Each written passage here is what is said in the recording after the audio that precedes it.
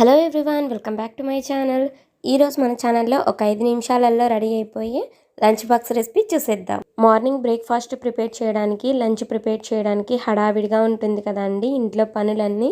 అలాంటప్పుడు ఈ recipe try చేయండి. ఓకే, మరి వీడియోలోకి వెళ్ళే ముందు ఒక చిన్న రిక్వెస్ట్. వీడియో నచ్చితే లైక్ చేసి మన ఛానల్ని ప్లీజ్ సబ్స్క్రైబ్ చేసుకోండి.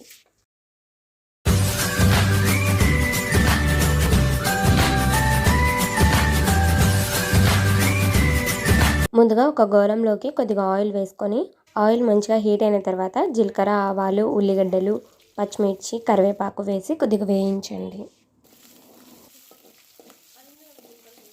ఇలా కొద్దిసేపు వేయించిన తర్వాత 2 మీడియం సైజ్ టమోటాలు ఇలా చిన్నగా కట్ చేసుకొని యాడ్ చేసుకోవాలి.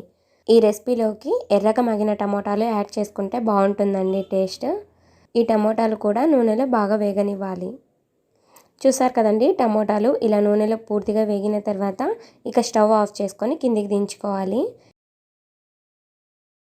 ఇక ముందుగానే మనం ప్రిపేర్ చేసుకున్న వైట్ రైస్ని యాడ్ చేసుకొని అంతా ఒకసారి బాగా మిక్స్ చేసుకోవాలి. మరి వైట్ రైస్ని ఎక్కువ యాడ్ చేసుకోకుండా ఆ గ్రేవీకి తగినట్టుగా వైట్ రైస్ని యాడ్ చేసుకోండి. ఇలా వైట్ రైస్ని యాడ్ చేసుకున్నాక మళ్ళీ స్టవ్ మీద పెట్టేసి రుచికి సరిపడినంత ఉప్పు, కారానికి సరిపడినంత కారం పొడి, 1 టేబుల్ స్పూన్ దాకా ధనియా పౌడర్ని యాడ్ చేసుకొని స్టవ్ మీడియం ఫ్లేమ్లో పెట్టి ఒక 2 నిమిషాల పాటు ఇలా కలుపుతూ అంతా ఒకసారి బాగా మిక్స్ చేసుకోండి.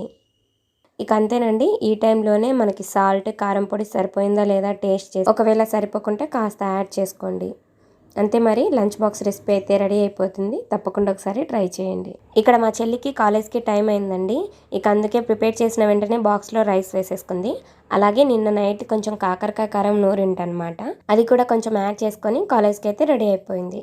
ఓకే ఫ్రెండ్స్, మరి రెసిపీ నచ్చినట్లయితే ఒక లైక్ చేసి మరిన్ని ఇలాంటి రెసిపీస్ కోసం మన ఛానల్ని ప్లీజ్ సబ్స్క్రైబ్ చేసుకోండి. Thank you all.